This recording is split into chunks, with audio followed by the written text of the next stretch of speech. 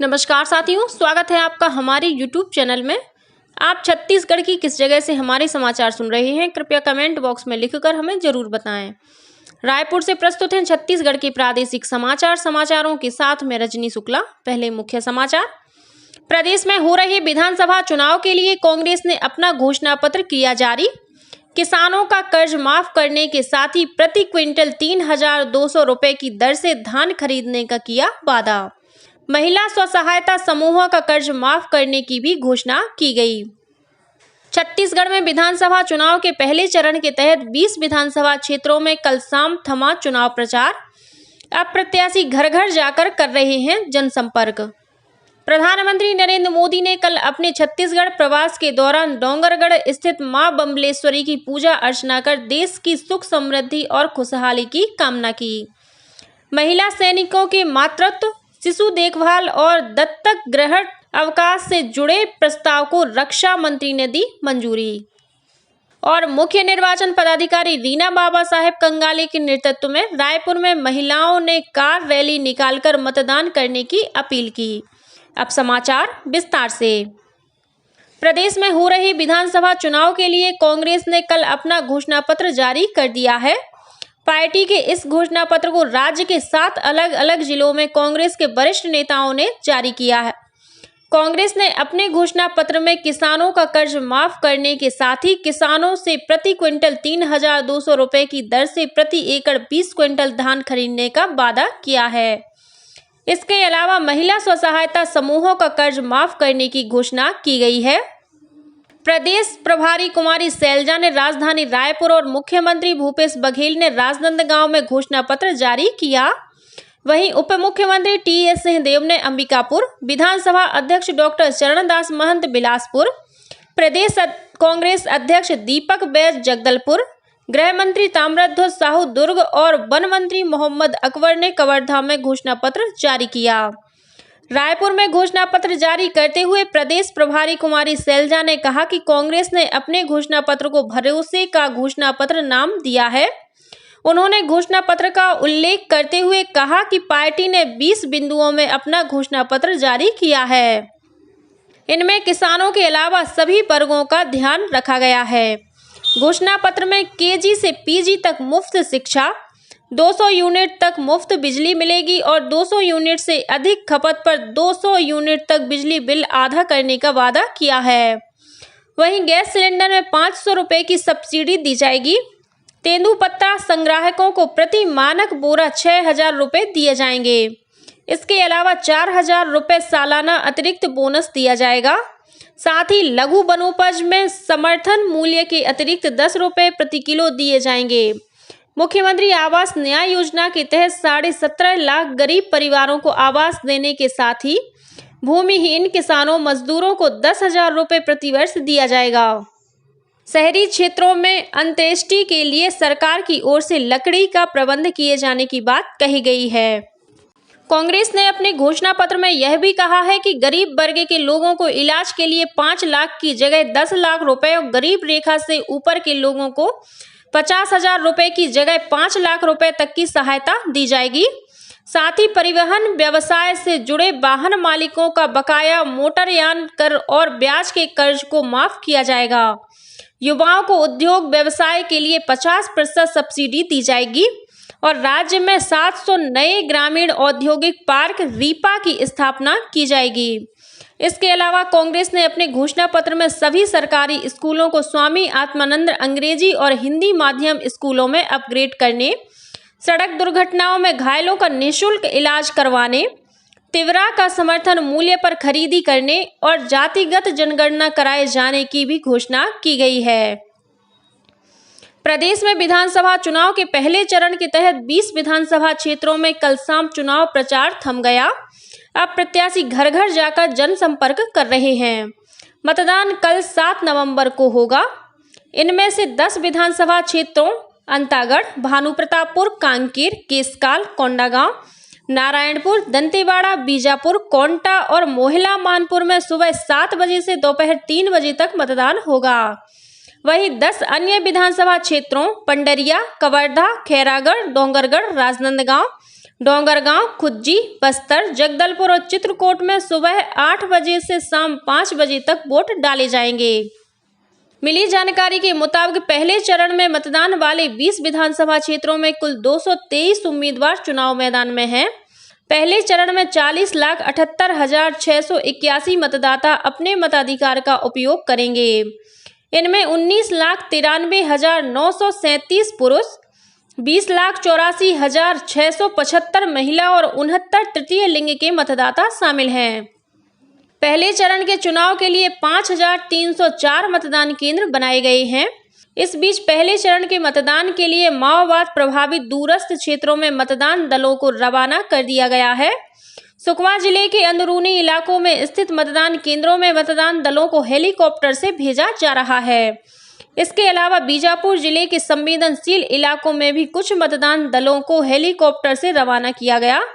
इस बीच राज्य शासन ने 7 और 17 नवंबर को मतदान के दिन संबंधित क्षेत्रों में सामान्य अवकाश घोषित किया है। इससे पहले कांग्रेस और भाजपा सहित अन्य राजनीतिक दलों के नेता और उम्मीदवार प्रचार में जुटे रहे। उत्तर प्रदेश के मुख्यमंत्री योगी आदित्यनाथ ने कल सुकमा और केंद्रीय मंत्री स्मृति ईरानी ने केशकाल में भाजपा प्रत्याशियों के पक्ष में सभा ली। दूसरी ओर मुख्यमंत्री भूपेश बघेल ने पंडरिया विधानसभा क्षेत्र के ग्राम रणवीरपुर में कांग्रेस प्रत्याशी के पक्ष में चुनावी सभा को संबोधित किया। प्रधानमंत्री नरेंद्र मोदी ने कल अपने छत्तीसगढ़ प्रवास के दौरान डोंगरगढ़ स्थित मां बम्लेश्वरी के दर्शन कर पूजा अर्चना की। इस दौरान उन्होंने देश की सुख समृद्धि और खुशहाली की कामना की। इस मौके पर पूर्व मुख्यमंत्री डॉक्टर रमन सिंह भी मौजूद थे।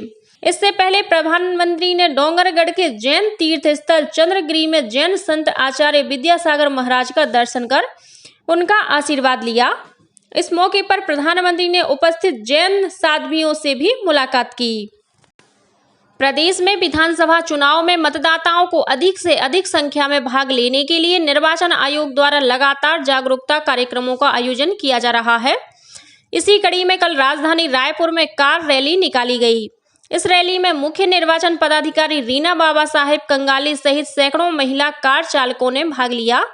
इस मौके पर कार रैली के काफिले में उत्कृष्ट सजावट और मतदान से संबंधित संदेशों के साथ शामिल कारों की महिला चालकों को सम्मानित किया गया। इस रैली के माध्यम से मतदाताओं को विधानसभा चुनाव में मतदान करने की अपील की गई। वहीं रायपुर में ही शहरी और नए मतदाताओं को जागरूक करने के उद्देश्य से साइकिल रैली निकालकर हैप्पी वोटिंग का संदेश दिया गया। प्रेक्षक डॉक्टर जी लक्ष्मीसा ने हरी झंडी दिखाकर रैली को रवाना किया। इस बीच कल रायपुर के सुभाष स्टेडियम में जिला प्रशासन के अधिकारियों और पत्रकारों के बीच मैत्री क्रिकेट मैच का आयोजन कर मतदाता जागरूकता का संदेश दिया गया। उधर कोंडागांव जिले में माकड़ी विकासखंड के लुभा, धारली और बालोंड ग्राम पंचायतों में मतदाता जागरूकता के लिए विभिन्न कार्यक्रमों का आयोजन किया गया। इस दौरान महिलाओं ने रंगोली बनाकर और हाथों में मेहंदी लगाकर लोगों को मतदान के लिए प्रेरित किया। भारत निर्वाचन आयोग द्वारा नियुक्त प्रेक्षकों ने प्रदेश में पहले चरण में होने वाले विधानसभा क्षेत्रों का दौरा कर चुनाव संबंधी तैयारियों की समीक्षा की। विशेष सामान्य प्रेक्षक धर्मेंद्र एस गंगवार, विशेष व्यय प्रेक्षक राजेश टूटेजा और पुलिस प्रेक्षक अनिल कुमार शर्मा ने राजनांदगांव, मोहला मानपुर, अंबागढ़ चौकी, कांकेर और कोंडागांव जिलों का दौरा किया। इस दौरान प्रेक्षकों ने सुरक्षा व्यवस्था की समीक्षा कर अधिकारियों को आवश्यक दिशा निर्देश दिए। वहीं मुख्य निर्वाचन पदाधिकारी रीना बाबा साहेब कंगाली ने संभाग और जिला स्तरीय अधिकारियों की बैठक लेकर चुनाव तैयारियों की समीक्षा करने के साथ ही मतदान केंद्रों का निरीक्षण किया और सुगम मतदान सुनिश्चित करने के लिए की गई तैयारियों की जानकारी ली। नारायणपुर जिले के कौशलनार बाजार में शनिवार को माओवादियों ने चुनाव प्रचार के दौरान भाजपा के जिला उपाध्यक्ष रतन दुबे की हत्या कर दी। पुलिस ने मामला दर्ज कर जांच शुरू कर दी है। इस बीच भाजपा ने घटना की निंदा की है। प्रदेश प्रभारी ओम माथुर, प्रदेश अध्यक्ष अरुण साव, राष्ट्रीय उपाध्यक्ष और पूर्व मुख्यमंत्री डॉक्टर रमन सिंह, राष्ट्रीय उपाध्यक्ष लता उसेंडी, सांसद सरोज पांडे, सांसद संतोष पांडे और नेता प्रतिपक्ष नारायण चंदेल ने कहा है कि भाजपा पीड़ित परिवार के साथ है। उन्होंने आरोप लगाया कि राज्य की कांग्रेस सरकार हिंसा को बढ़ावा देकर परोक्ष रूप से भय का माहौल बनाने में लगी है। प्रवर्तन निदेशालय ईडी की टीम ने कल भिलाई में एक सेवानिवृत्त बीएसपी कर्मी और एक शिक्षक सहित 3 लोगों के घरों पर छापेमारी करवाई है। यह कार्रवाई महादेव सट्टा ऐप के मामले में की गई है। इससे पहले ईडी की टीम ने बीते 2 नवंबर को भिलाई के हाउसिंग बोर्ड कॉलोनी में एक व्यक्ति के पास से करोड़ों रुपए की राशि बरामद की थी। महिला सैनिकों को मातृत्व, शिशु देखभाल और दत्तक ग्रहण अवकाश समान रूप से मिलेगा। रक्षा मंत्री राजनाथ सिंह ने इससे जुड़े प्रस्ताव को मंजूरी दे दी है। यह छुट्टी सेना में सभी ओहदों पर कार्यरत महिला सैन्य कर्मियों को समान रूप से मिलेगी, चाहे वो अधिकारी हो या ना हो। रक्षा मंत्रालय ने कहा है कि यह सुविधा महिलाओं के पारिवारिक और सामाजिक मुद्दों के समाधान में दीर्घकालिक महत्व की साबित होगी। इससे सेना में उनकी कामकाजी परिस्थितियां बेहतर होंगी और वे अपने पेशेवर और पारिवारिक जीवन के बीच संतुलन बिठा सकेंगी। सेना में सभी महिला कर्मियों के लिए मातृत्व, शिशु देखभाल और दत्तक ग्रहण अवकाश उपलब्धि की सुविधा सेना के तीनों अंगों के लिए एक बड़ा परिवर्तन है। वर्ष 2019 में थल सेना में सैन्य पुलिस कोर में महिला सैनिकों की भर्ती शुरू हुई थी। और अब कुछ अन्य खबरें संक्षेप में। कांकेर जिले के अंतागढ़ क्षेत्र में कल सुरक्षा बलों और माओवादियों के बीच मुठभेड़ हुई। इस मुठभेड़ में किसी के हताहत होने की खबर नहीं है। सुरक्षा बलों की टीम ने माओवादी कैंप को ध्वस्त कर दिया है। दंतेवाड़ा जिले के कटे कल्याण थाना परिसर में रखे हैंड ग्रेनेड के फट जाने से एक प्रधान आरक्षक की मौत हो गई। पुलिस ने मर्ग कायम कर जांच शुरू कर दी है। Consortium of national law university ने क्लेट 2024 परीक्षा के लिए आवेदन करने की तिथि को 10 नवंबर तक बढ़ा दी है। और जांजगीर चांपा जिले के सिवनी गांव में शराब दुकान में तैनात 2 गार्ड की अज्ञात लोगों ने हत्या कर दी है। पुलिस ने मामला दर्ज कर जांच शुरू कर दी है। इसी के साथ छत्तीसगढ़ के समाचारों का ये बुलेटिन समाप्त हुआ। नमस्कार।